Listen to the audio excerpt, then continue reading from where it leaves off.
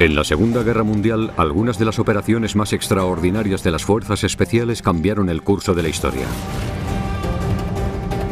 Ahora volvemos a contar dichas historias de una forma que no había sido posible hasta ahora, utilizando gráficos de última generación, análisis expertos, demostraciones con armas y explosivos, y relatos en primera persona de hombres que hicieron historia.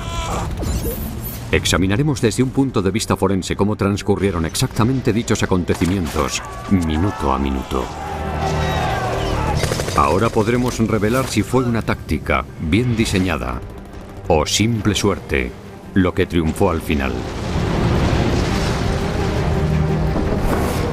En este episodio, el SAS, una fuerza secreta británica, se embarcará en una misión suicida, tal y como nos contará su oficial al mando, el comandante David Stirling, y los hombres más importantes de dicha operación.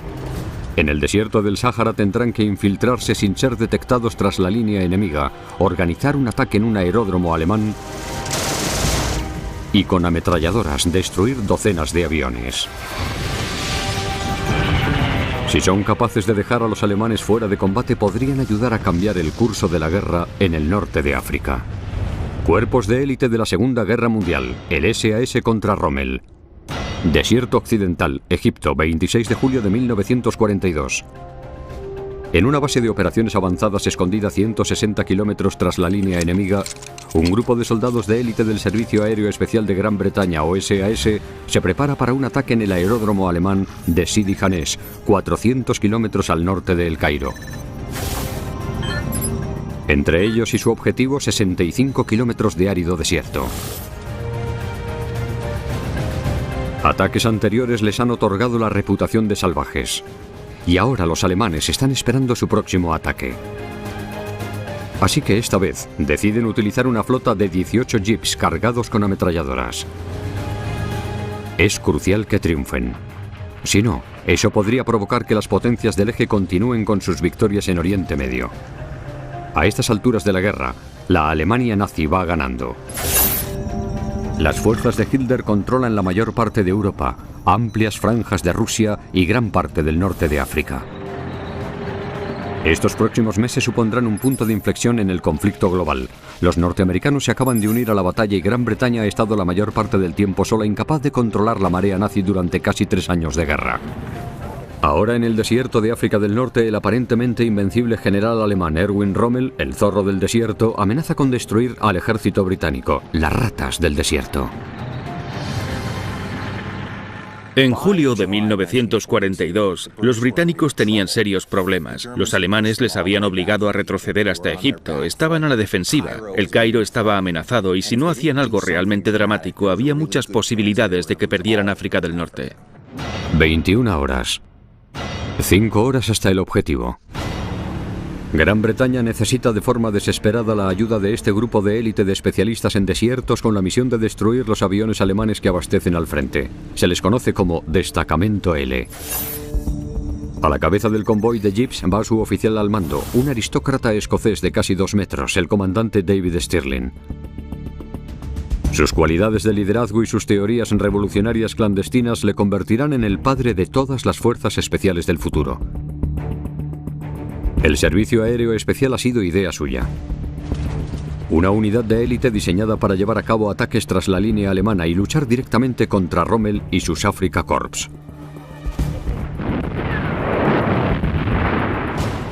Muy pocos soldados del ejército británico tuvieron la oportunidad que tuvimos nosotros. Con suerte, acabaríamos con todas las fuerzas de Rommel.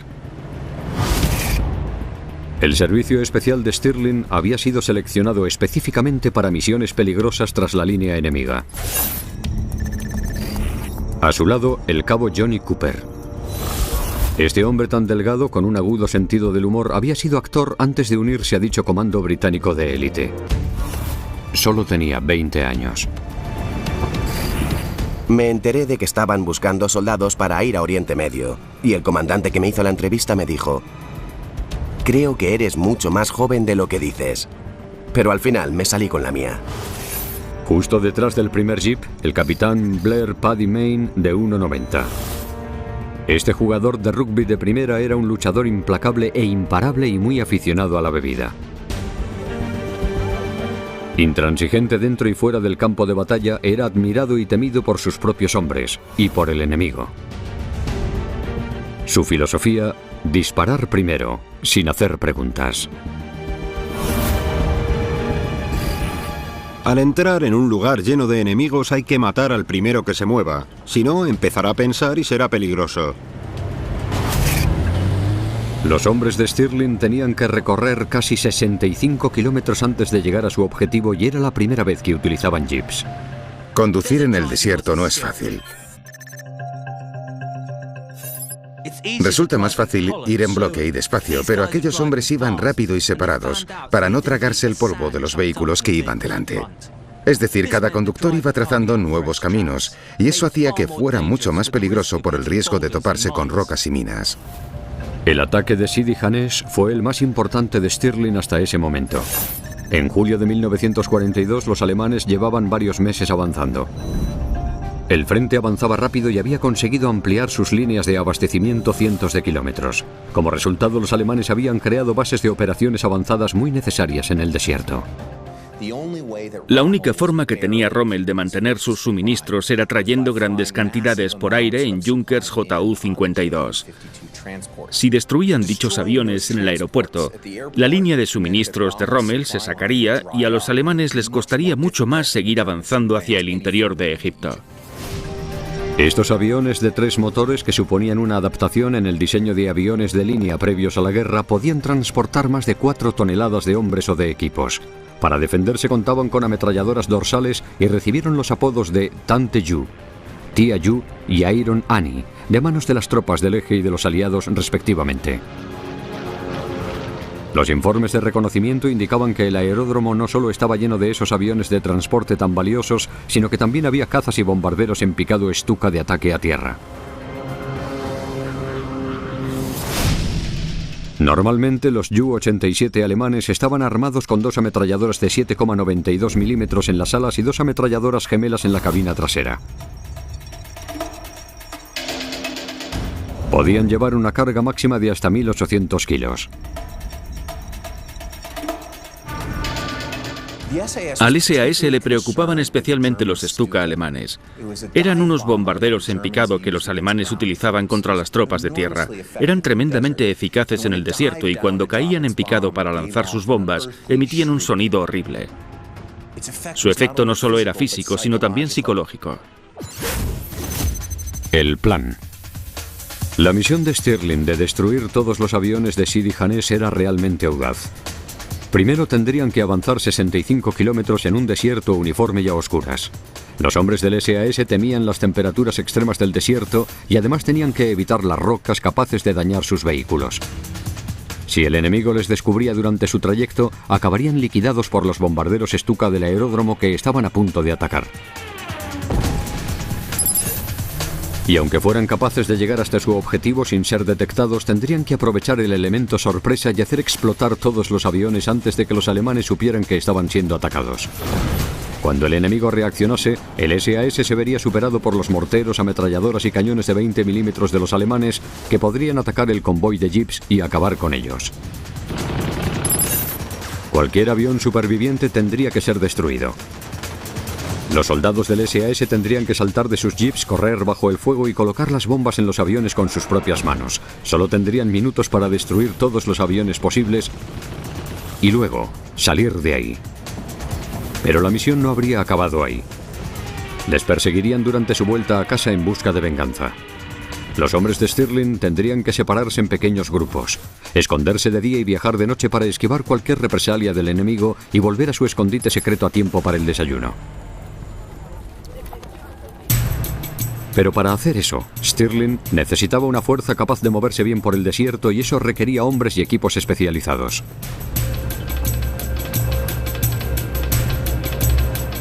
En 1941, Stirling se estaba recuperando de una grave lesión en el hospital de El Cairo después de un accidente en paracaídas cuando se le ocurrió el concepto de SAS. Stirling era persistente. había convencido al alto mando británico de que creara una fuerza encubierta de élite especializada en ataques rápidos tras la línea enemiga con el objetivo de destruir aeródromos, puertos y centros de suministro.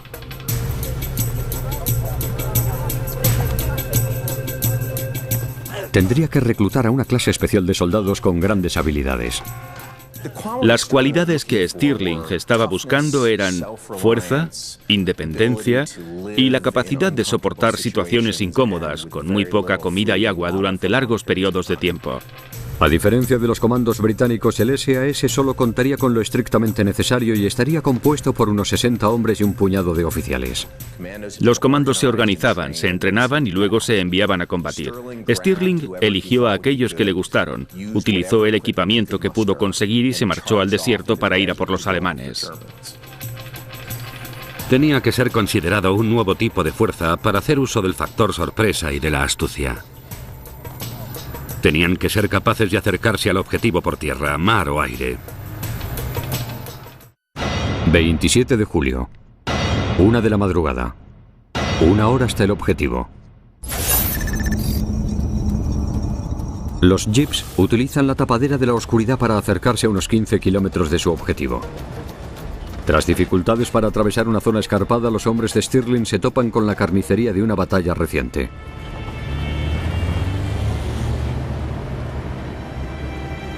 En la parte trasera del convoy va un joven oficial, el teniente Carol Mather. Este joven oficial tenía intención de convertirse en explorador del Ártico y era un buen cazador de zorros. Pero ahora tenía que enfrentarse a unas terribles vistas y al agrio olor de la guerra. Descendimos hasta un antiguo campo de batalla, donde había cadáveres británicos aún sin enterrar, a plena luz de la luna. Los restos de los tanques y los cadáveres parecían fríos e incómodos. Así que le pegué otro trago al ron. A Cooper, de 20 años, le trajo de vuelta a la realidad. Creo que todo el mundo sintió un poco de miedo, pero más bien era impaciencia. Teníamos ganas de acabar con aquello. El SAS había pasado los últimos meses preparando este ataque. Según algunas estimaciones, en julio de 1942 ya habían liquidado unos 200 aviones enemigos y docenas de camiones y depósitos de munición. El destacamento L había atacado los aeródromos alemanes e italianos más importantes en un radio de unos 500 kilómetros, al menos 1 o 2 veces. El enemigo conocía bien al hombre al que habían apodado el Comandante Fantasma. Los alemanes habían aumentado su seguridad. Empezaron a construir barreras de alambre y defensas. En Sidi Janés, la coalición de tropas alemanas y sus aliados italianos también habían fortalecido su potencia de fuego con ametralladoras y morteros. Dichas armas podían arrasar vehículos ligeros.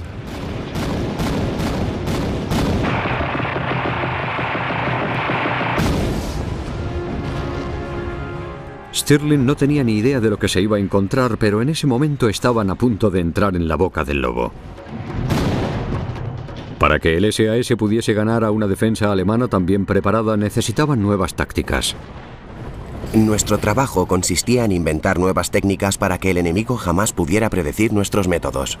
Hasta ese momento, habían confiado en un gran invento para destruir aviones enemigos. Una ingeniosa bomba casera inventada por uno de los padres fundadores del SAS, Jock Lewis. Le hemos pedido a un experto en explosivos que prepare una reconstrucción exacta de lo que llegó a conocerse como la bomba Lewis. Vale, vamos a intentar representar una bomba Lewis y vamos a ponerla a prueba con un coche. Vamos a ver cuál es el resultado de todo esto y por lo que hemos podido averiguar, la bomba original pesaba aproximadamente medio kilo. Consistía en una carga de explosivo plástico, un poco de termita, óxido de hierro y polvo de aluminio y un poco de gasoil. El plástico propicia la explosión. La termita nos proporciona el fuego.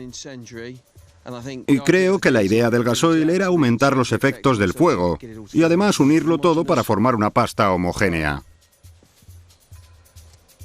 Colocamos el detonador y lo metemos en el coche.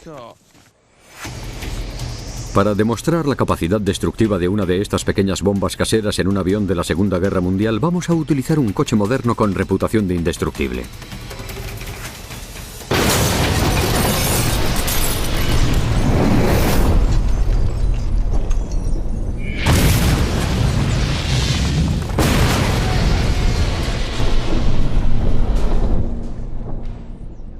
Nos gusta la bomba Lewis porque parece muy eficaz.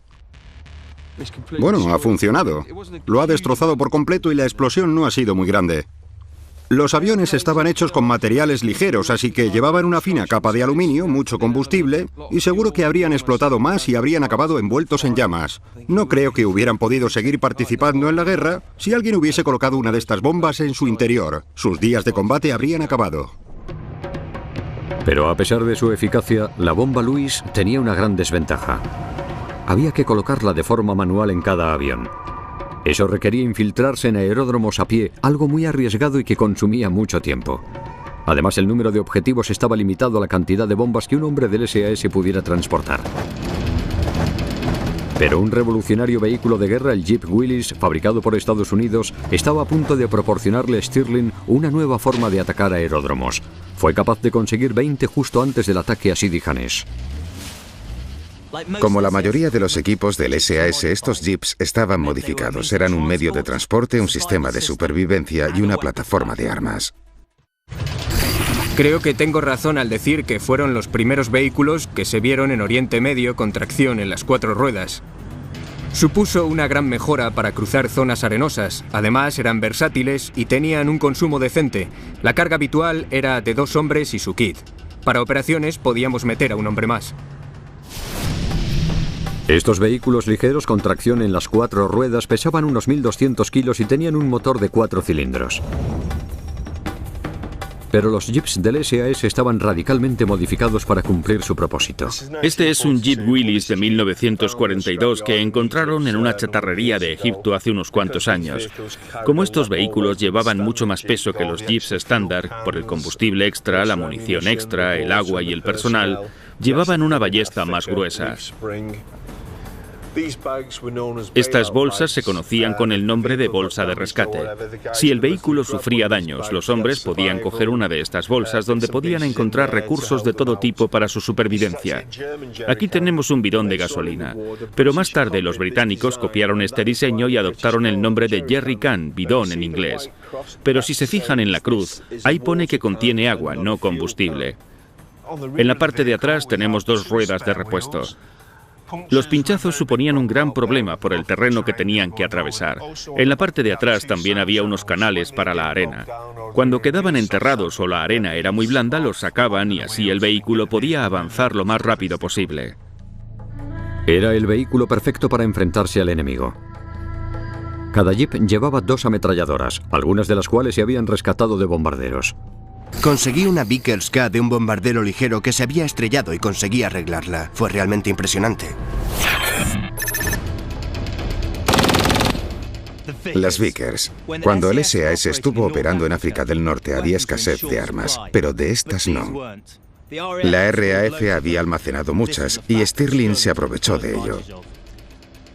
Tenían un tambor que contenía 100 balas de calibre 303. Disparaban unas 1000 rondas por minuto.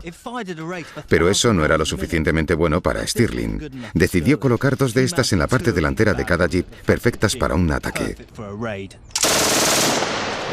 Para el joven soldado del SAS era un arma impresionante. Tenía una tasa de disparo alta, pero era una ametralladora aérea. Y si no estabas en un avión con el sistema refrigerado, se recalentaba enseguida. Pero nuestras acciones eran muy cortas y precisas. Entrábamos y salíamos. Los jeeps cargados con ametralladoras le proporcionaron a Stirling un enfoque táctico totalmente nuevo. Dije, entremos en el campo de batalla y disparemos a los aviones desde los coches. Tenemos ametralladoras Vickers de la RAF. Después de todo, estaban diseñadas para disparar a aviones. Propuse hacer un tour rápido para liquidar todos los aviones posibles. Pero en el caos de un combate nocturno, más de 60 ametralladoras dispararían desde 18 jeeps. Stirling necesitaba controlar la potencia de fuego de su formación. Cuando avance, seguidme en 2 columnas, y cuando os dé la señal, abrid fuego hacia afuera, hacia los aviones. Seguid las huellas del jeep anterior, a una distancia de unos 5 metros, y no vayáis a más de 6 kilómetros por hora. Cualquiera habría esperado que el SAS siguiera el lema de velocidad, agresividad y sorpresa, y que entraran y salieran lo más rápido posible. Pero en el caos de un ataque nocturno era importante que maximizaran su potencia de fuego sobre sus objetivos y evitaran el fuego amigo. Stirling va en el primer vehículo y su flota le sigue de forma segura. Solo tiene que disparar una baliza verde para desatar el infierno. Cuando abrimos fuego, el ruido fue ensordecedor. Tuve que prestar atención para no inclinarme hacia adelante ni hacia atrás en la línea de fuego.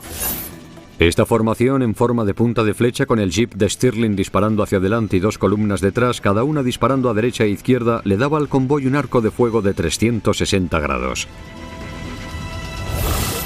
Aunque nunca se había intentado llevar a cabo un ataque con jeeps, el ensayo general dejó satisfecho a Stirling y le hizo pensar que tendrían muchas probabilidades de éxito. Por lo menos el ataque tendría la ventaja del factor sorpresa. 1 hora 45 minutos. 15 minutos hasta el objetivo.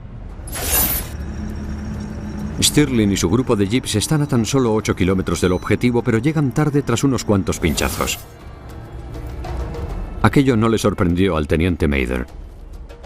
Habíamos sufrido unos 15 pinchazos antes de llegar a nuestro objetivo, y cada uno de ellos nos había retrasado unos 5 minutos. Íbamos cargados en exceso, siempre era así. Y aquello pasaba factura a los neumáticos, a los muelles y a veces a los cárteres. El desierto empieza a allanarse y a endurecerse, lo que indica que están cerca de la costa. La flota de Stirling se detiene. El navegante del destacamento, el cabo Mike Sadler, le dice que están a menos de 1,5 kilómetros del aeródromo alemán.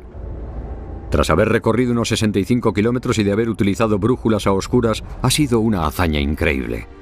En aquella época no había GPS y el SAS utilizaba brújulas solares de día, tratando de encontrar el norte en función de la posición del sol a mediodía, y un teodolito de noche, con el cual podían medirse ángulos precisos a largas distancias a partir de las estrellas. Comprueban sus armas y su munición, y Stirling revisa el plan de ataque por última vez. Nos habló de forma desenfadada, como si estuviera hablando de cualquier otra cosa.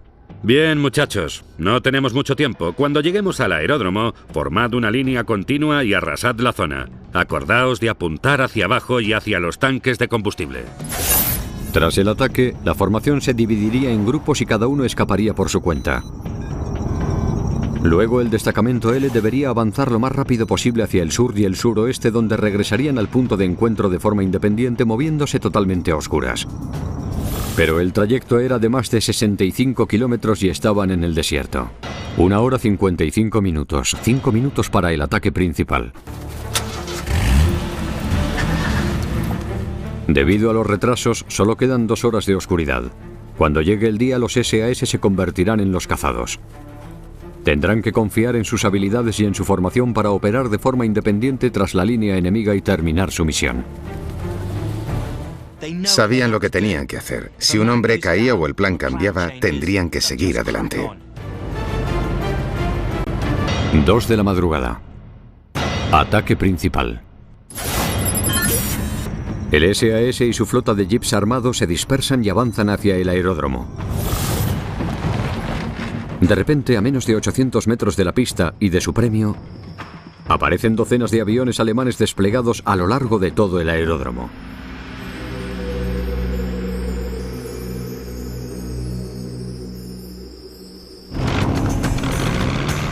El SAS se alegra al ver algunos de los aviones más letales construidos hasta la fecha.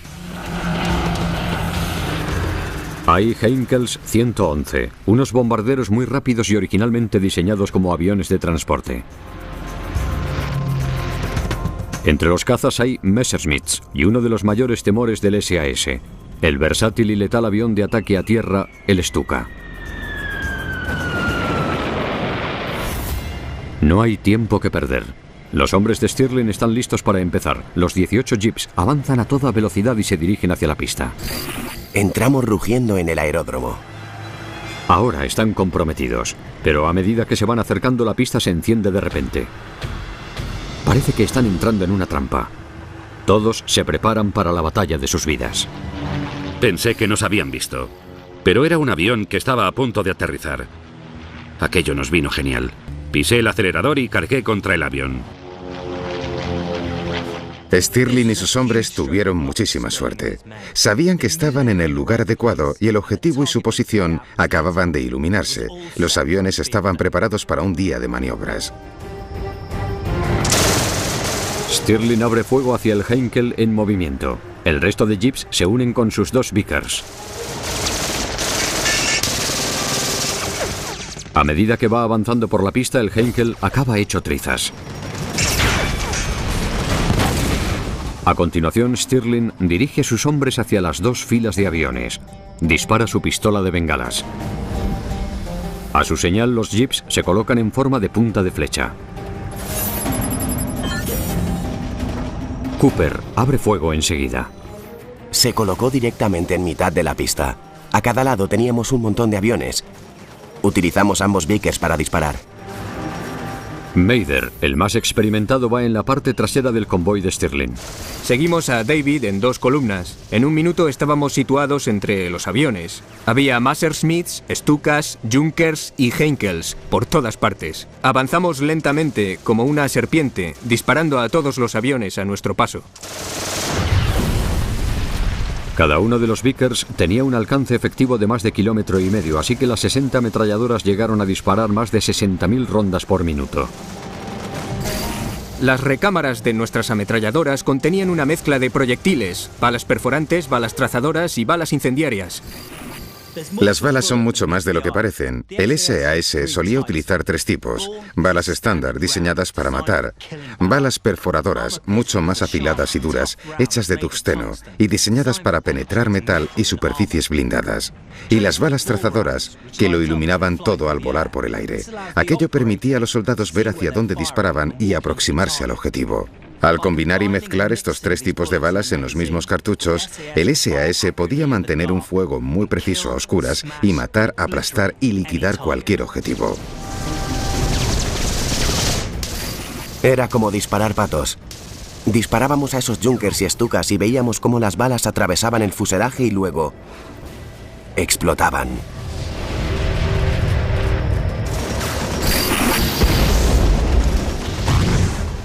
Algunos de los aviones solo estaban a 15 metros y al pasar por delante e ir en la parte de atrás del convoy, veía cómo brillaban y estallaban con un ruido ensordecedor. Hacía mucho calor. El enemigo no está dispuesto a quedarse de brazos cruzados. Los alemanes se apresuran a iniciar una desafiante defensa. Fuego antiaéreo, morteros y armas personales empiezan a abrir fuego sobre el convoy de jeeps. Uno de los ametralladores, el bombardero John Robson, recibe un disparo en la cabeza. Muere de forma inmediata. Los hombres de Stirling, expuestos en la pista y alumbrados por el fuego de los aviones, empiezan a recibir una tormenta de balas. El ataque del SAS provoca un revuelo entre los defensores alemanes. Disparamos hacia sus cabañas y tiendas y vimos cómo un par de hombres corrían de forma desesperada. Cualquier resistencia es aniquilada sin piedad por los múltiples Vickers. Pero entonces una de las temidas posiciones antiaéreas empieza a disparar proyectiles hacia el convoy de Stirling. Seguíamos avanzando cuando un cañón antiaéreo situado a unos 300 metros abrió fuego sobre nosotros. Nuestras ametralladoras devolvieron el ataque, pero habían conseguido darle a uno de los jeeps situado en el centro de nuestro convoy. El jeep de Stirling recibe un impacto directo. De repente oímos una explosión brutal y paramos. David gritó: «Seekins, sal y mira qué ha pasado». Había un agujero en el motor. Nos habían dado. Y habían atravesado el capó. Un proyectil de 20 milímetros. Stirling ordena a sus hombres que disparen hacia el cañón antiaéreo que ha golpeado su jeep.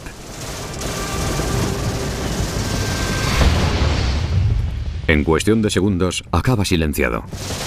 Entonces Stirling ordena a todos los conductores que apaguen los motores y reúne a sus hombres. ¿Cuánta munición os queda? 2 tambores. Un tambor. Os habéis deshecho de todo. No disparéis a menos que tengáis el objetivo a tiro. Y escuchad con atención. Acabaremos el círculo, retrocederemos y derribaremos los aviones que haya dentro del perímetro. Y luego nos largaremos. ¡Arrancad! ¡Arrancad! El convoy se pone en marcha una vez más, destruyendo todos los aviones que quedan alrededor del perímetro. Cuando hacen la última pasada, Paddy Mayne decide emprender una misión en solitario. Paddy Mayne vio un bombardero intacto y saltó de su jeep con una bomba en la mano. Fue corriendo hasta él, colocó la bomba en el motor, volvió corriendo y nos alcanzó. La bomba Lewis, colocada por Paddy Mayne, está a punto de explotar. Los jeeps están peligrosamente cerca. Stirling ordena a sus hombres que se retiren.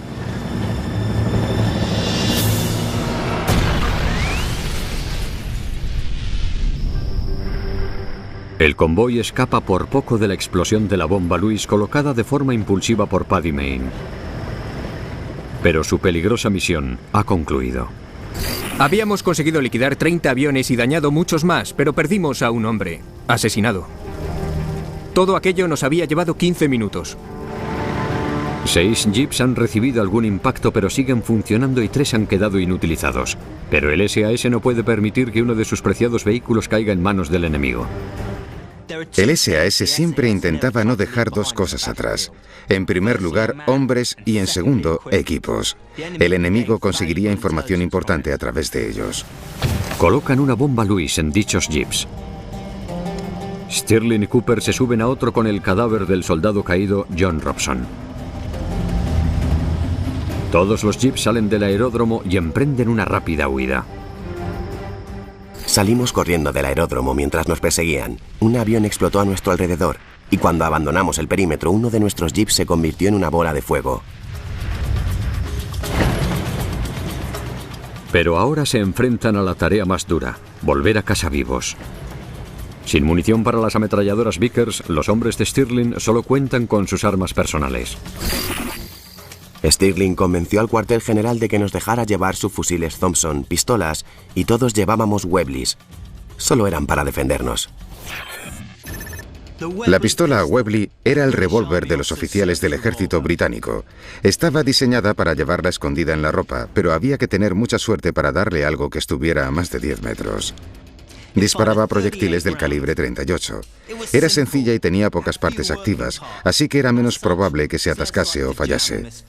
Pero como la mayoría de los revólveres, era lenta de cargar y en este caso solo era capaz de disparar 6 rondas. Era anticuada para una guerra en constante evolución. 2 horas 15 minutos. Ataque principal completado. Dejando atrás más de 30 aviones en llamas, el convoy de jeeps del SAS, siguiendo el plan original de Stirling, se divide en grupos más pequeños. Nos adentramos en el desierto en grupos de 2 y de 3, como habíamos acordado. El objetivo era separarse lo más posible los unos de los otros y del enemigo. Hay 2 formas tácticas de escapar tras un ataque. La primera consiste en permanecer unidos para combinar potencia de fuego, suministros y munición. La segunda consiste en separarse en diferentes grupos para que resulte más difícil rastrearte. Aquellos hombres sabían que en cuanto saliera el sol, una fuerza aérea enemiga les atacaría en pleno desierto. Condujimos muy rápido, contemplando las estrellas a nuestro paso y esperando ver los primeros rayos de sol del amanecer. 5 horas 30 minutos, 3 horas después del ataque principal. El amanecer deja al descubierto a los grupos de jeeps que atraviesan el desierto. A la mayoría aún le quedan unos 15 kilómetros por recorrer antes de estar a salvo en la base de operaciones avanzadas. Pronto los alemanes irán a por ellos. El desierto puede ser tu mejor amigo o tu mayor enemigo. Es un campo de batalla muy limpio. No hay civiles y no hay edificios. La desventaja es que no hay lugares para esconderse del enemigo. Una vez expuesto, estás muerto. Los rastros de polvo se pueden ver a kilómetros de distancia y se oyen ruidos, así que durante el día conviene ir despacio. Y en ese momento aquel golpe de suerte empieza a jugar en su contra. El grupo de Stirling está formado por 4 jeeps. Uno de ellos para. El motor se ha estropeado. La única opción que tienen es abandonarlo y hacerlo explotar para que el enemigo no pueda utilizarlo.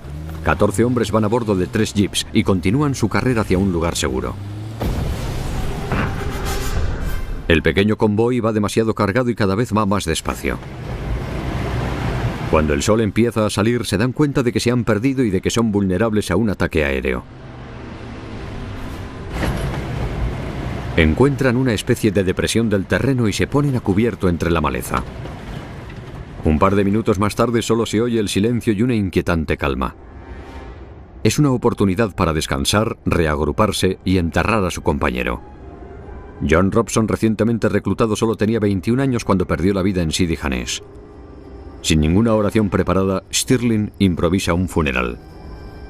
Creo que deberíamos colocarnos alrededor de la tumba un minuto. No había cruz. Pero durante aquel momento, perdidos en mitad de la nada, hubo dignidad. Mientras, a unos 30 kilómetros de la base de operaciones avanzadas, el convoy de Carol Mather vuelve a tener suerte. Las estrellas palidecieron y salió el sol, y con ello llegó una bendición. Un gran banco de niebla nos engulló para que pudiéramos seguir avanzando sin ser vistos. Pero no dura mucho. 30 minutos después, la niebla empieza a levantarse, dejándoles expuestos y convirtiéndoles en presa fácil para los alemanes. Delante teníamos arbustos pequeños y dispersos, y algunos de ellos medían aproximadamente unos 30 centímetros. Dispersamos nuestros vehículos entre ellos y los camuflamos. La supervivencia en el desierto depende del arte del camuflaje. En el SAS eran expertos en ponerse a cubierto en zonas uniformes. Viajar de noche implica que de día tienes que quedarte quieto y pasar desapercibido escondiendo tu vehículo en las sombras y, por supuesto, pintándolo de rosa. Para difuminar los contornos del vehículo, en vez de usar un tono beige uniforme, el SAS utilizaba varias combinaciones distintas de pintura. Uno de los soldados camufló un vehículo y yo le dije, no se hace así.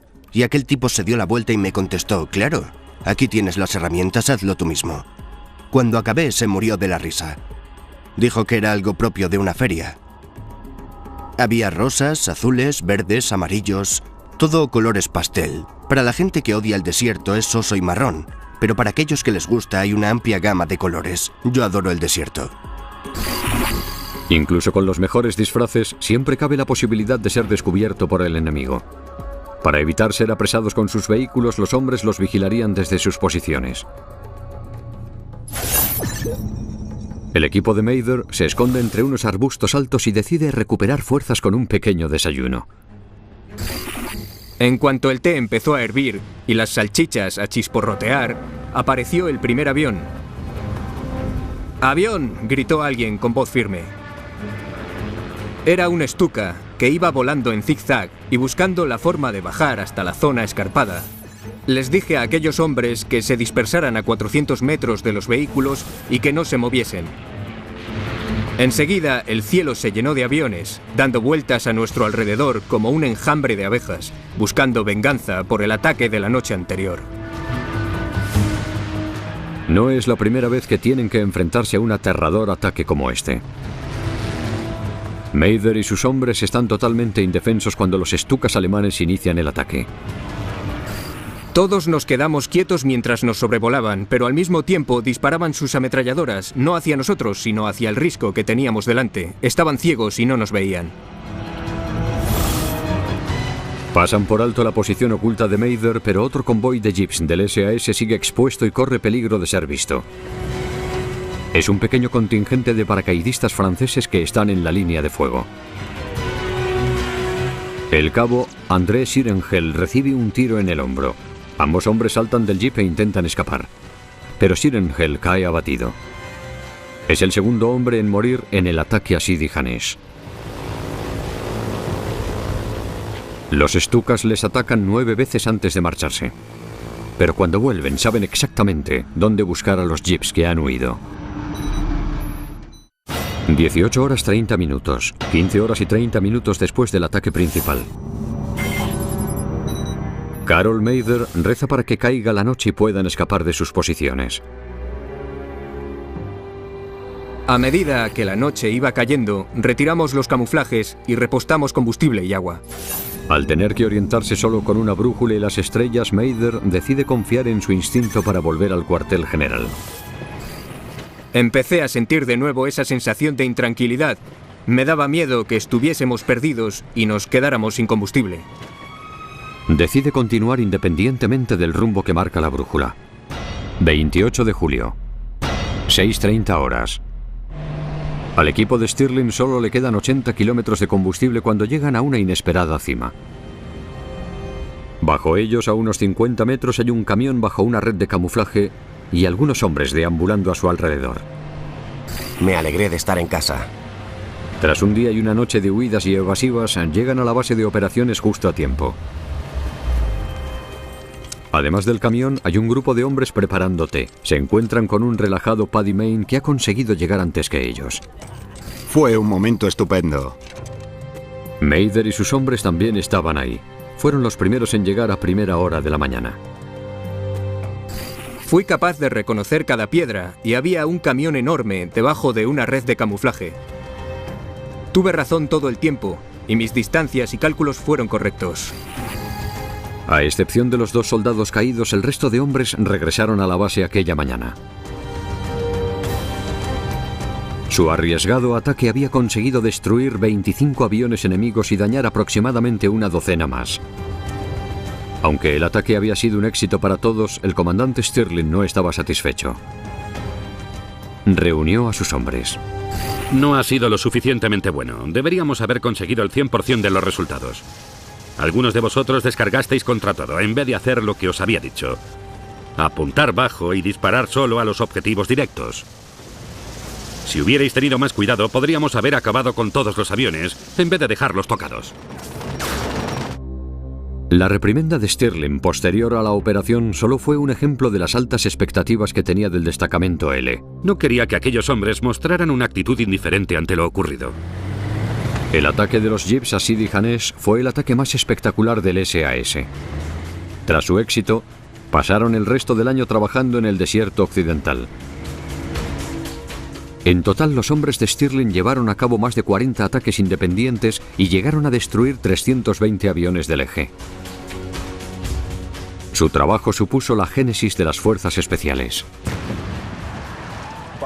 Al destruir los aviones del aeródromo de Sidi Hanesh, el SAS no solo consiguió debilitar a los alemanes y su potencia aérea, sino que también consiguió debilitar su potencia terrestre al reducir la cantidad de suministros de los alemanes. Julio de 1942 acabó siendo un punto de inflexión en la Segunda Guerra Mundial. El avance de Rommel llegó a su fin en el Alamein. Los aliados acabaron echándole de Egipto en 3 meses y del resto de África en 1 año. El SAS fue legendario. Provocaron más daños que cualquier otra unidad de su mismo tamaño.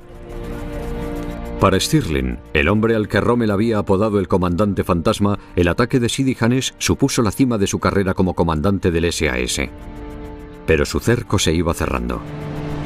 En enero de 1943 fue capturado por los alemanes durante un ataque. Consiguió escapar, pero fue recapturado por los italianos. Consiguió escapar 4 veces más antes de acabar en el infame castillo Colditz, en el corazón de Alemania, donde pasó el resto de la guerra. Sir David Stirling, el padre fundador del SAS, fue nombrado caballero en 1990. Paddy Mayne continuó con su misión personal recorriendo África del Norte hasta que fue ascendido a teniente coronel y oficial al mando del primer servicio especial aéreo. Le denegaron, de forma polémica, una Cruz Victoria, pero fue condecorado con la Cruz por Servicio Distinguido 4 veces. Carol Mather también fue capturado pero consiguió escapar. Después de la guerra siguió sirviendo en el Parlamento. Consiguió abrirse camino en el Partido Conservador británico y acabó siendo la mano derecha de Margaret Thatcher. Fue nombrado caballero en 1997. Aquellos hombres fueron el núcleo de la SAS de Stirling. Sus rápidos ataques en África del Norte inspiraron su lema: "Quien arriesga, gana". Un lema que cambiaría la guerra moderna para siempre.